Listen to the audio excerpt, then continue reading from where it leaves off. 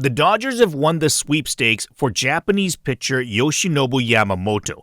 $325 million over 12 years, plus an extra $50 million plus posting fee that must be sent to his former team, the Oryx Buffaloes. So, is this unproven 5'10", 175-pound starting pitcher worth what will amount to over $31 million for the next decade plus? To put that into perspective, the $375 million commitment is only less than Mike Trout's $426.5 million deal through 2030, and of course, Shohei Ohtani's $700 million deal that runs through to 2033, but the bulk of which won't actually be paid until the expiration of that contract. So Yamamoto's guarantee is the highest ever given to a pitcher even without the posting fee. It's $1 million more than the $324 million Garrett Cole is guaranteed, although Cole's contract was only for 9 years, so his average annual salary is still higher. So now that we've gotten some of the crazy out of the way, let's get to the analysis and see why so many teams were willing to top a $300 million guarantee for Yamamoto, and one ultimately broke records with the eventual unprecedented deal. At first glance, it would seem crazy to give that much money to a guy who still has yet to throw a single pitch in Major League Baseball. But here's the good. Yamamoto is coming off 3 straight Sawamura Awards, which is the Japanese equivalent of the Cy Young. And while you could say it's only in the NPB, not Major League Baseball, it's still impressive to win 3 straight years. And remember, former Cy Young winner Trevor Bauer was among the pitchers that he beat out for that award this past year, and it wasn't close. Another pitcher he beat out in the 2 previous years was Kodai Senga, who received Cy Young Award votes this year, along with finishing second only to Corbin Carroll in Rookie of the Year voting. So when you compare Yamamoto to others who have had Major League success, it's not a stretch to place him in the top 10 pitchers in the league right now. Even his StatCast numbers show glowing praise of his stuff, from high-end velocity to dizzying spin rates to gravity-defying horizontal and vertical movement. His four-seam fastball during the World Baseball Classic averaged 95.3 miles per hour and reached 96.9. But note that that was also in March, so you can expect an uptick of 2 to 3 miles per hour, which is more in line with how scouts have measured him in Japan. His fastball, which has a good rise to it, has been compared to that of Blue Jays ace Kevin Gausman. And speaking of comparisons, his curveball has been compared to one of the best in the biz in Clayton Kershaw. It averages 77 miles per hour with 2,800 RPM spin rate. Its vertical drop is around 66 inches with 14 inches of horizontal break. Like most top Japanese pitchers, Yamamoto also has a nasty splitter that clocks in at about 90 miles per hour. Its vertical drop is 33 inches. And then there's his cutter that comes in around 93 miles per hour with 18 inches of vertical drop, 5 more than his four-seam fastball. So that's 4 nasty pitches that each grade above average compared to Major League pitchers. And his command of each is surgical, posting a sub-1 whip in each of his past 5 seasons. And then there's Yamamoto's greatest asset going for him, his youth. It's one thing to have been as accomplished as he is, but to be only 25 years of age, you can see why teams were willing to sign him to a 12-year deal.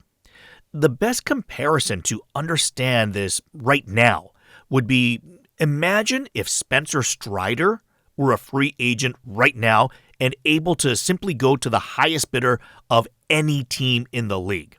I mean, honestly, he'd probably get even a a bigger deal than Yamamoto, although I think they'd still be in the same ballpark when factoring in Yamamoto's posting fee.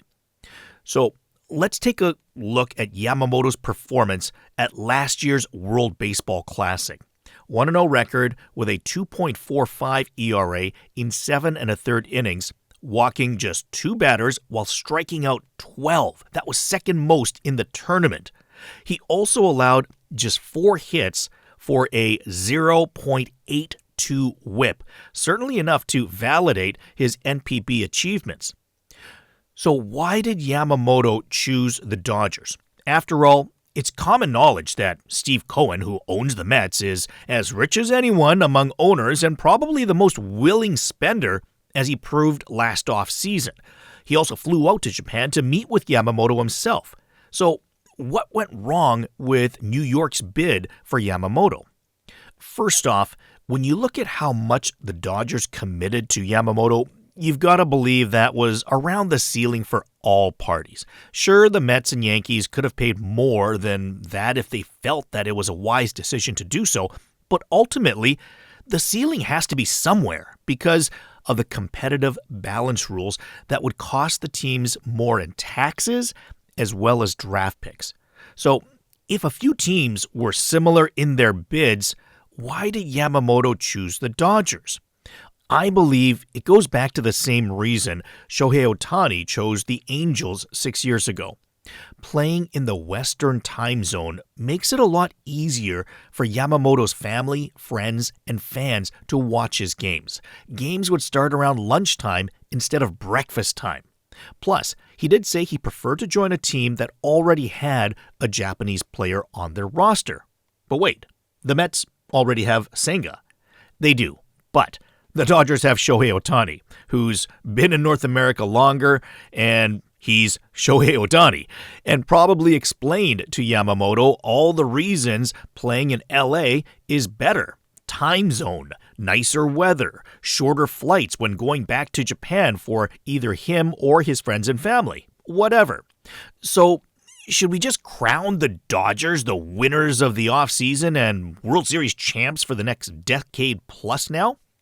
Well, I think it's pretty clear that they've already won the offseason by a large margin, perhaps just by landing Shohei Ohtani alone.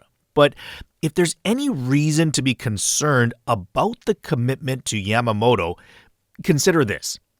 Ohtani is 6 inches taller and 35 pounds heavier than Yamamoto and is now recovering from a second Tommy John surgery. There's no doubt the biggest concern for teams bidding on Yamamoto was his slight frame and how much mileage they'll end up getting out of him over the course of his contract. He hasn't had any major injury issues as of yet, so one could be optimistic that he simply has a good feel for his own body and knows how to manage himself.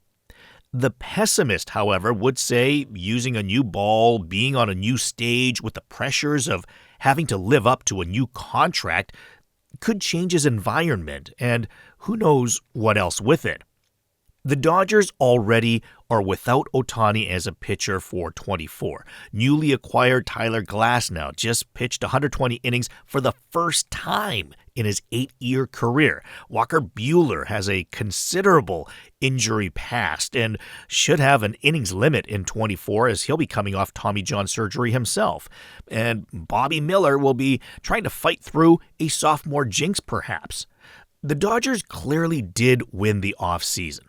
But if they want to win the World Series in 2024 or other years over the next decade, it's not just the free agent sweepstakes that they'll need to win. They'll have to avoid being the health lottery losers. What do you think about the Yamamoto signing? Can this Dodgers team stay healthy? Will Yamamoto stay healthy for his career? Leave your comments below as I love hearing your opinions as much as I love sharing mine. Also, don't forget to subscribe to the channel and like this video. Let's go!